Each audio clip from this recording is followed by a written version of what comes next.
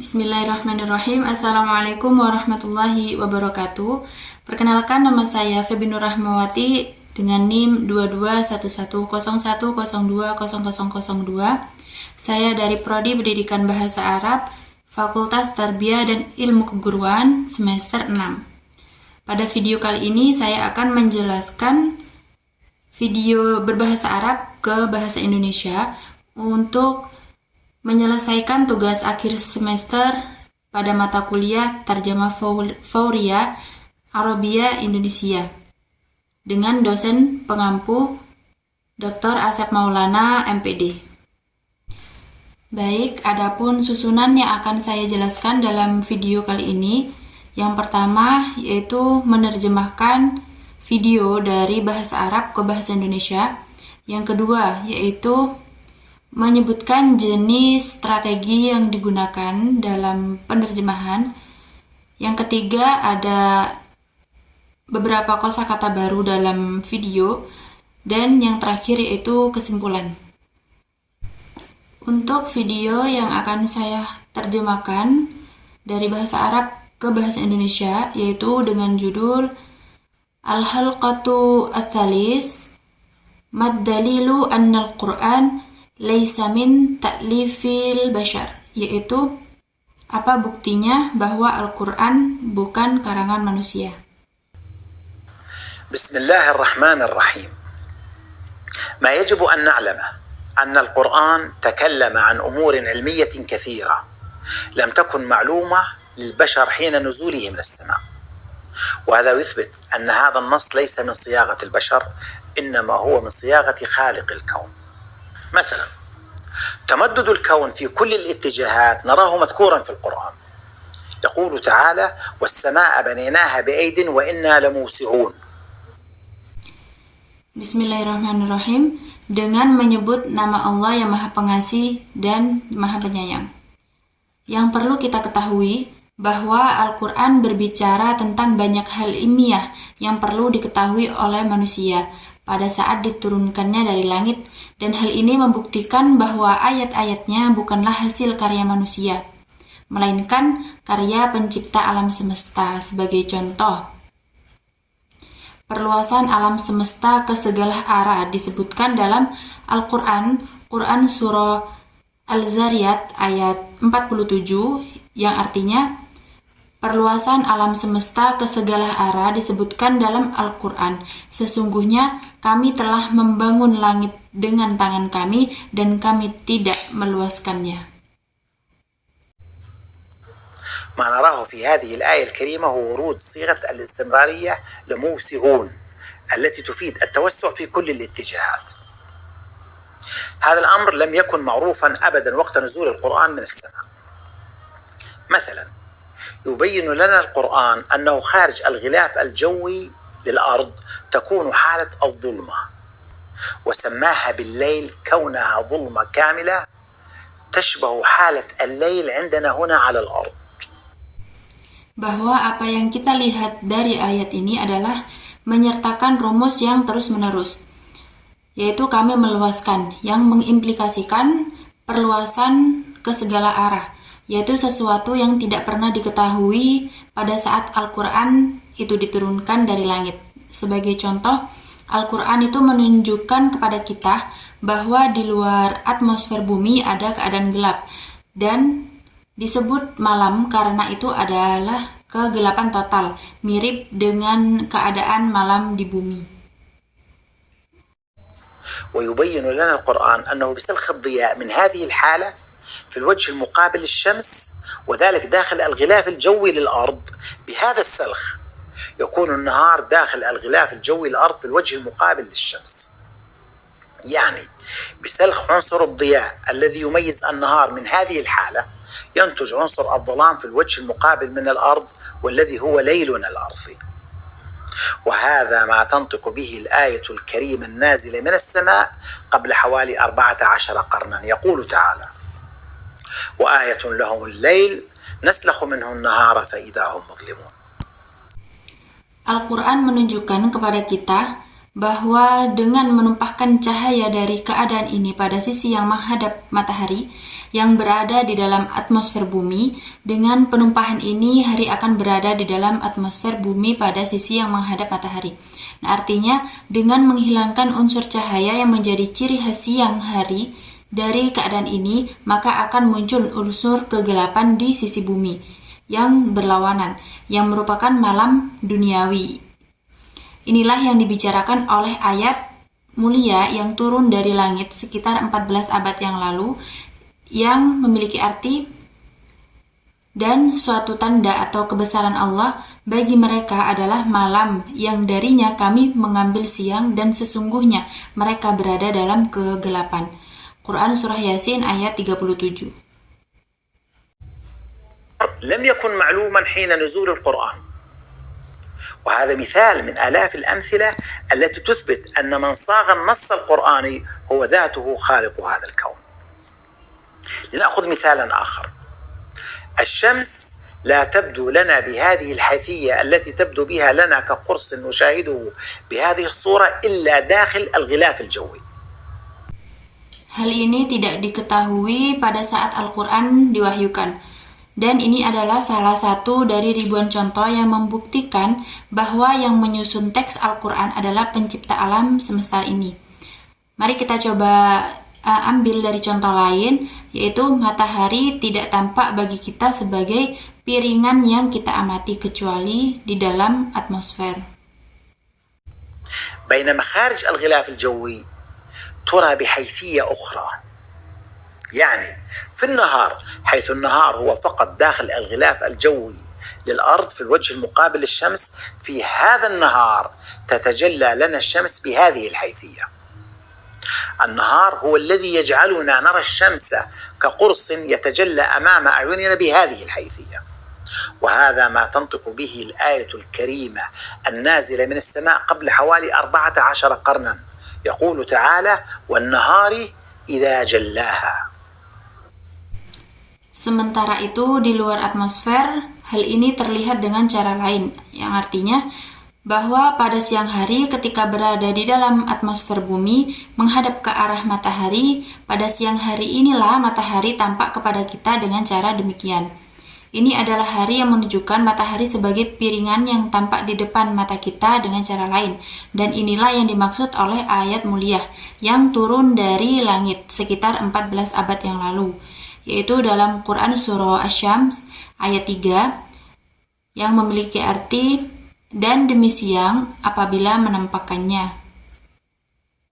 مثلا من المعلوم في العلم الحديث أن أنثى العنكبوت بشكل عام هي التي تقوم باتخاذ البيت، ومن المعلوم كم هي متانة خيوط العنكبوت، ومن المعلوم أن العلاقة بين أفراد أسرة بيت العنكبوت هي أسوأ علاقة أسرية بين جميع المخلوقات. أقول ذلك باختصار دون الدخول في التفاصيل.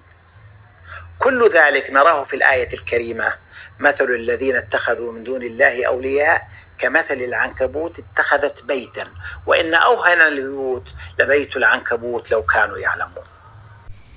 Nah, sebagai contoh, dalam ilmu pengetahuan modern diketahui bahwa umumnya laba-laba betina yang membuat rumah, diketahui seberapa tahan lama benang laba-laba, dan juga diketahui bahwa hubungan antara anggota keluarga laba-laba adalah yang terburuk di antara semua manusia. Juga diketahui bahwa hubungan antara anggota keluarga laba-laba adalah hubungan keluarga terburuk dari semua makhluk. Dan saya katakan ini secara singkat tanpa merincinya. Semua ini dapat kita lihat di dalam Al-Quran. Quran Surah Al-Ankabut ayat 41 dengan arti perumpamaan orang-orang yang menjadikan selain Allah sebagai pelindung adalah seperti laba-laba yang membuat rumah, dan sesungguhnya rumah yang paling lemah adalah rumah laba-laba jika mereka mengetahuinya. تاء التأنيث في كلمة اتخذت واضحة في إشارتها لأنثى العنكبوت. ومع أن خيوط العنكبوت متينة جدا، إلا أن بيت العنكبوت هش ماديا مفكك أسريا. لذلك يشبه الله تعالى اتخاذ العنكبوت لهذا البيت يشبهه باتخاذ الكافرين أولياء من دون الله تعالى. مثال آخر: من المعلوم أن الضياء يأتي بصور الأشياء إلى أعيننا فنرى هذه الأشياء، وهذا ما يقوله القرآن منذ نزوله قبل حوالي 14 قرنا.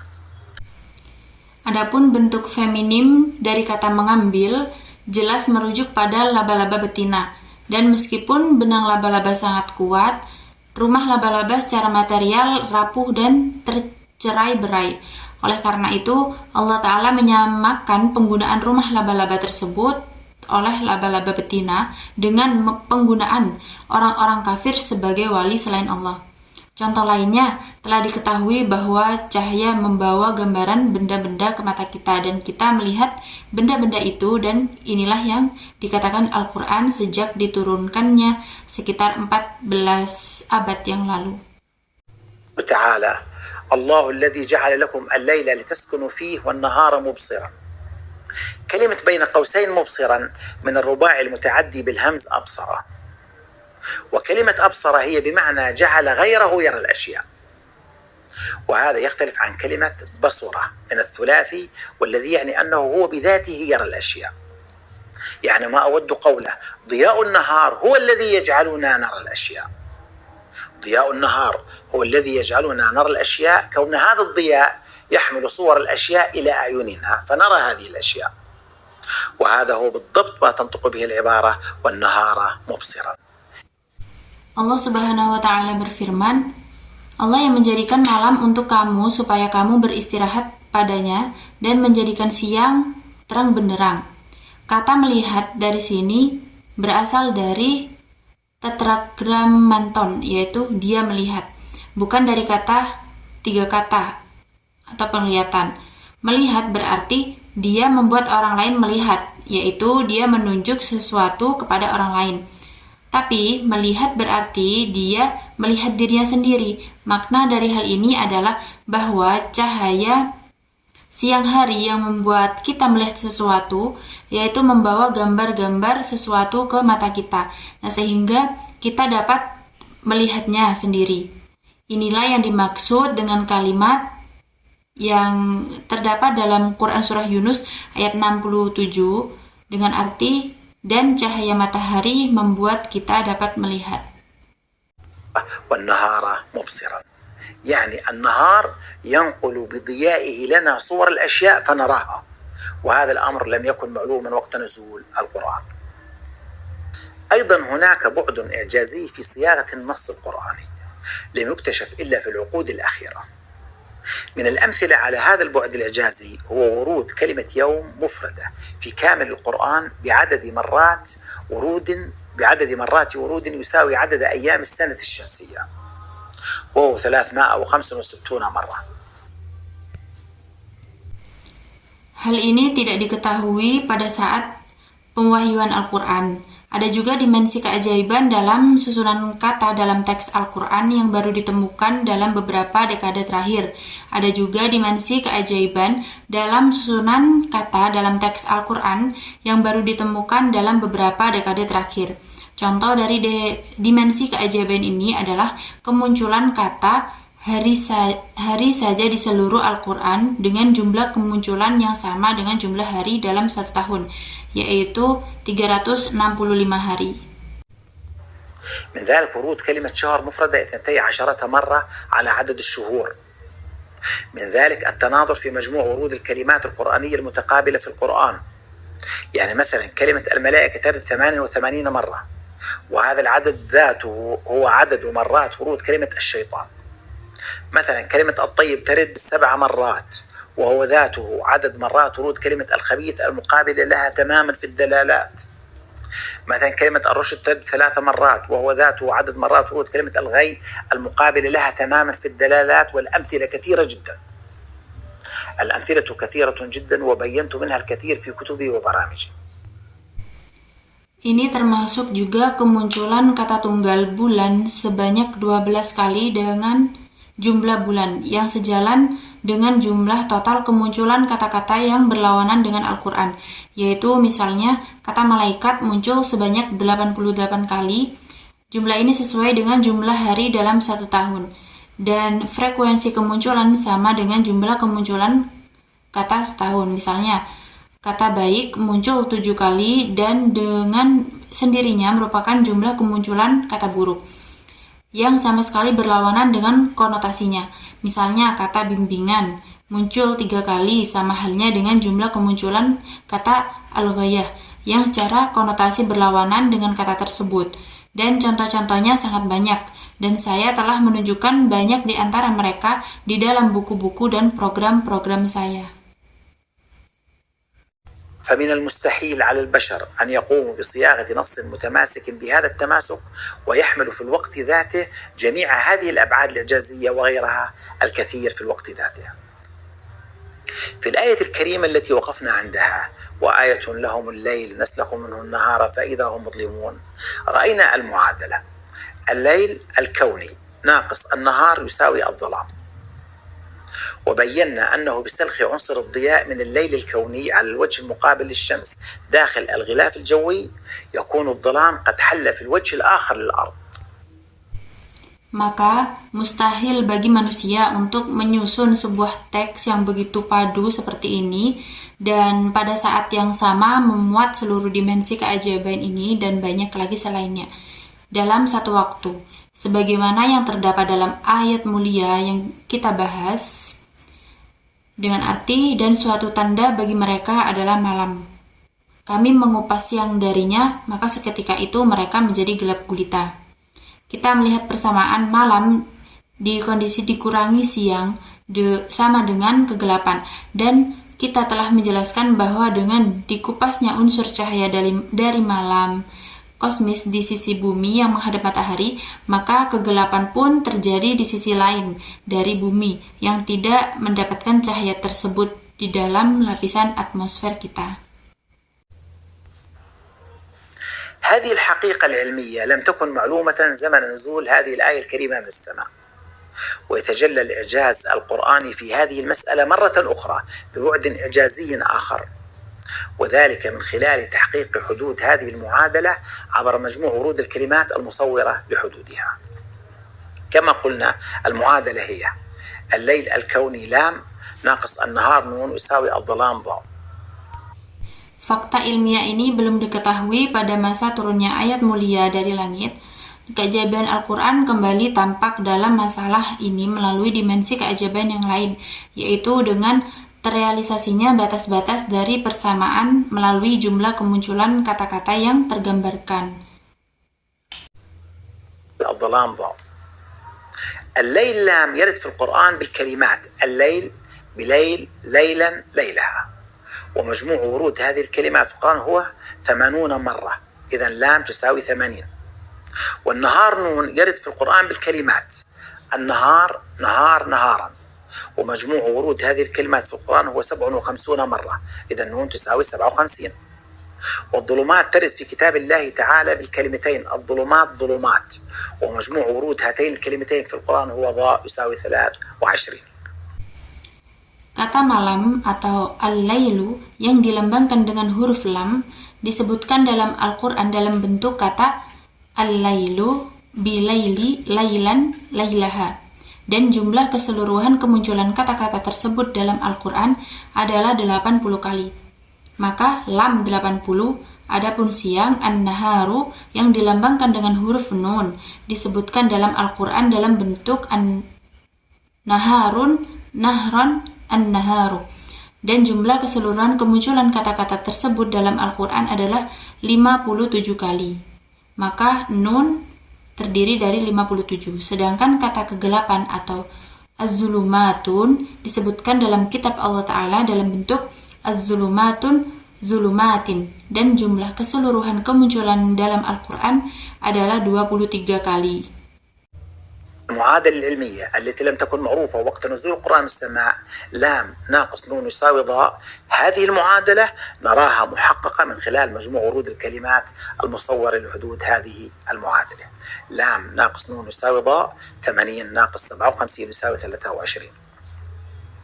والأمثلة في القرآن الكريم التي تثبت استحالة صياغته من البشر كثيرة جدا، منها مثلا أن عدد الحروف المرسومة التي تصور صورة نوح وفق آلية عد الحرف المرسوم حرفا المستنبطة من القرآن ذاته عدد حروف هذه السورة عن يعني سورة نوح هو 950 حرفا بما يعادل السنين التي دعا بها قومه إلى منهج الله تعالى. Jadi persamaan ilmiah yang belum dikenal pada saat pewahyuan Al-Quran yaitu sama dengan cahaya persamaan ini pada saat direalisasikan melalui jumlah kata yang menggambarkan batas persamaan ini. L dikurangi nun, lam dikurangi nun sama dengan cahaya 80 dikurangi 57, jadinya 23. Nah, contoh-contoh di dalam Al-Quran yang membuktikan kemustahilan perumusan oleh manusia sangat banyak. Misalnya, jumlah huruf yang menggambarkan surah Nuh menurut jumlah huruf dari surat ini, yang berarti surat Nuh adalah 950 huruf yang setara dengan tahun-tahun di mana dia menyeru kaumnya ke jalan Allah yang Maha Kuasa. إلى منهج الله تعالى. الأمثلة كثيرة جدا وتحتاج لآلاف الحلقات. النص القرآني نص مستحيل على البشر، وتظهر معجزاته بشكل تصاعدي للأجيال المتلاحقة مع مرور الزمن. يقول تعالى: سنريهم آياتنا في الآفاق وفي أنفسهم حتى يتبين لهم أنه الحق أولم يكفي بربك أنه على كل شيء شهيد. Contoh-contohnya begitu banyak sehingga membutuhkan ribuan episode. Teks Al-Quran tidak mungkin dibuat oleh manusia, dan mukjizat-mukjizat munculnya dalam bentuk yang meningkat dari generasi ke generasi seiring berjalannya waktu. Yang Maha Kuasa yaitu Allah berfirman dalam Quran surah Al-Fussilat ayat 53 dengan arti, kami akan memperlihatkan kepada mereka tanda-tanda kekuasaan kami di ufuk-ufuk dan di dalam jiwa mereka sendiri, sehingga jelas bagi mereka bahwa Al-Quran adalah kebenaran. Baik, yang kedua yaitu membahas mengenai jenis strategi yang digunakan dalam penerjemahan. Yang pertama yaitu jenis strategi ekspansi, ekivalensi semantik, transposisi, dan modulasi. Yang kedua yaitu modulasi, transposisi, ekspansi, padanan semantik berdasarkan teori Mona Baker. 3 yaitu jenis strategi komprensi, keempat modulasi, kelima transposisi, keenam ekspansi, ketujuh jenis strategi literal translation, kedelapan yaitu jenis strategi ekspansi, kesembilan jenis strategi cultural adaptation, dan yang kesepuluh padanan idiomatik dan strategi transliterasi.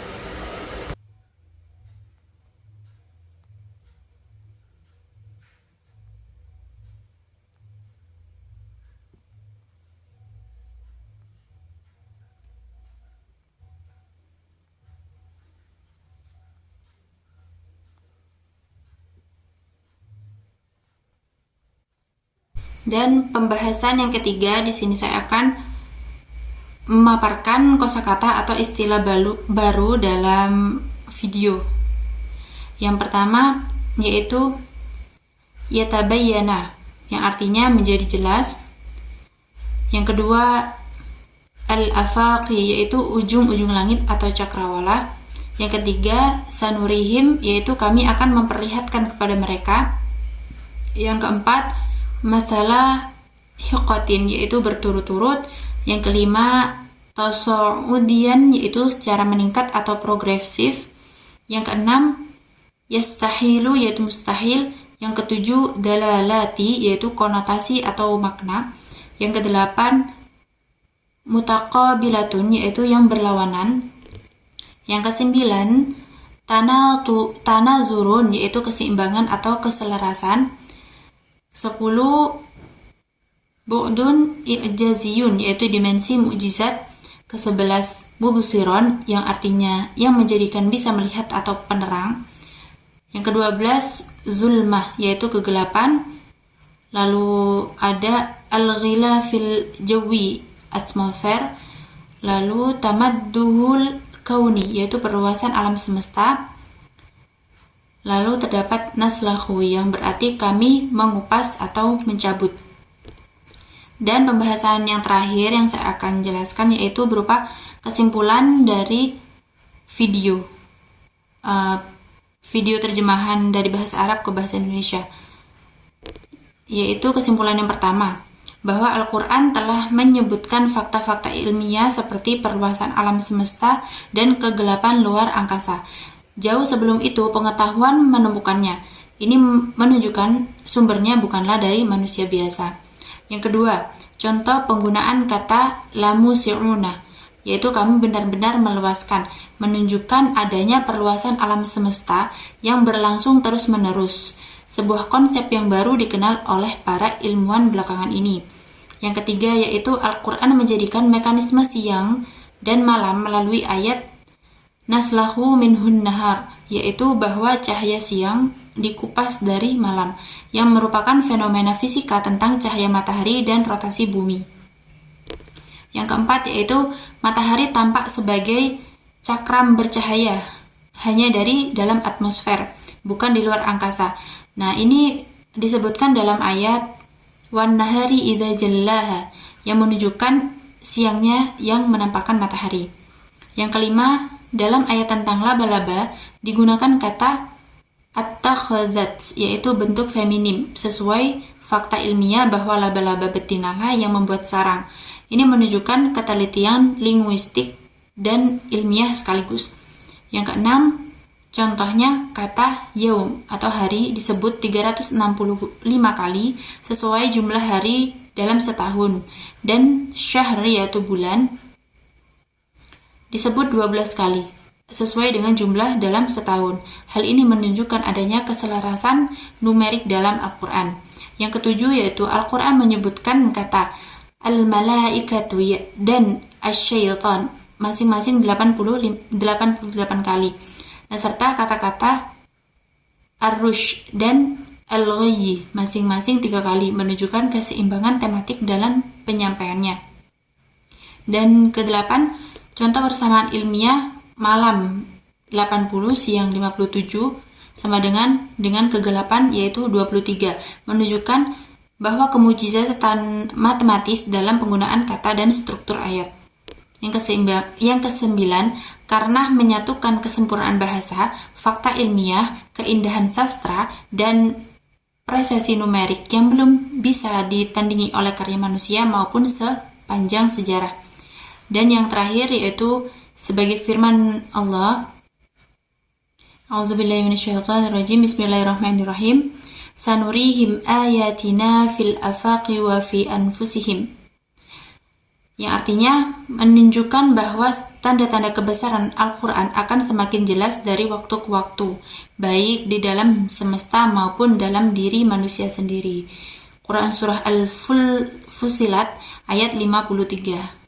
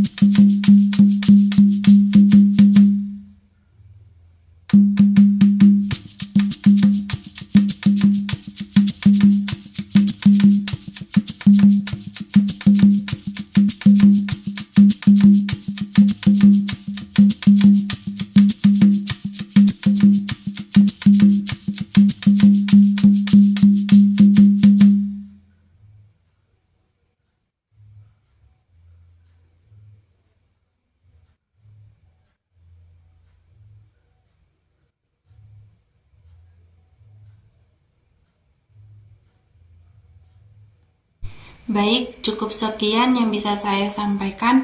Semoga bermanfaat bagi semua dan mohon maaf bila ada banyak kekurangan dan kesalahan kata, karena sesungguhnya kesempurnaan hanya milik Allah Subhanahu wa taala. Syukran ala ihtimamikum. Wassalamualaikum warahmatullahi wabarakatuh.